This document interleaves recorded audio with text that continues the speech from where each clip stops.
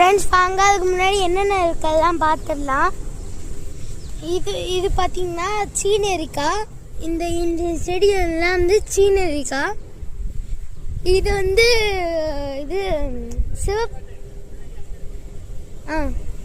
இது வந்து சிவப்பு கீரை. அங்கே இருக்கு பார்த்தீங்கன்னா வந்து முள்ளங்கி. காட்டுறேன். முள்ளங்கி பார்த்தீங்களா? இங்கே பாருங்க முள்ளங்கி. ஓகே, முள்ளங்கி. அங்கே ஒரு செடி இருக்கு, அது என்ன எனக்கு தெரியல. இது என்ன செடின்னு எனக்கு ஆக்சுவலி தெரியல. எங்கள் தாத்தாவோட வேணால் கேட்டுன்னு சொல்கிறேன்.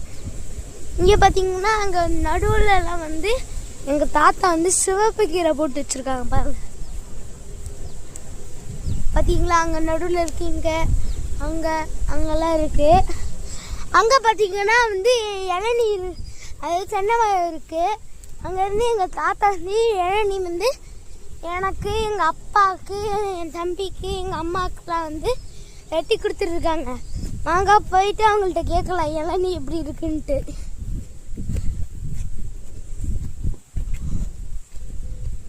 இது பார்த்தீங்கன்னா இது சீனரிக்காய். நான் சொன்ன மாதிரி இது பாருங்க தென்னை மரம்.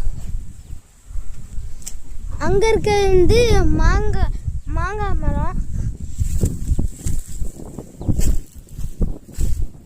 பார்த்தீங்களா?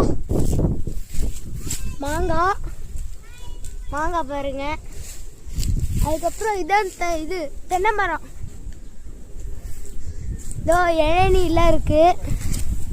அங்கே பாருங்க எங்கள் அம்மா வந்து 2 இளநீ வச்சுருக்காங்க.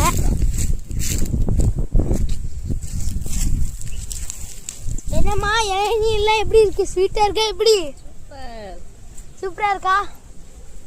நாங்கள் எங்கள் அப்பாட்ட கேட்டலாம், எப்படிப்பா இருக்கு இளநீ? சூப்பராக நேச்சுரலா. எங்கள் தாத்தா சொன்னாங்க, இந்த 50 ரூபாய்க்கு கூட இவ்வளோ நல்ல இளநீ கிடைக்காதுன்னு எங்கள் தாத்தா சொன்னாங்க. நாங்கள் எங்கள் தாத்தாடியே போய் கேட்டுலாம். தாத்தா சொன்னீங்களா இல்லையா தாத்தா? ஆமாம் சொன்னேன். சரி, 50 ரூபாய்க்கு இந்த மாதிரி இளநீ கிடைக்குமா? கிடைக்காது. அந்த டேஸ்ட் கிடைக்குமா? கிடைக்காது. அதான். ஏன்னா எந்த மரத்துலையுமே தென்னை மரத்தை பொறுத்தவரை இளநீ வெட்டின உடனே என்ன செய்யணும்? அதை குடிக்கணுமா? ஆமாம், அந்த வெட்டி அந்த இளநியை குடித்தா அது டேஸ்ட் தனி. இது வெட்டி ஒரு 2 நாள் 3 நாள் 10 நாள் வச்சு குடிச்சோன்னா அந்த அளவுக்கு டேஸ்ட் வராது. இதுதான் கைஸ் ரீசனு.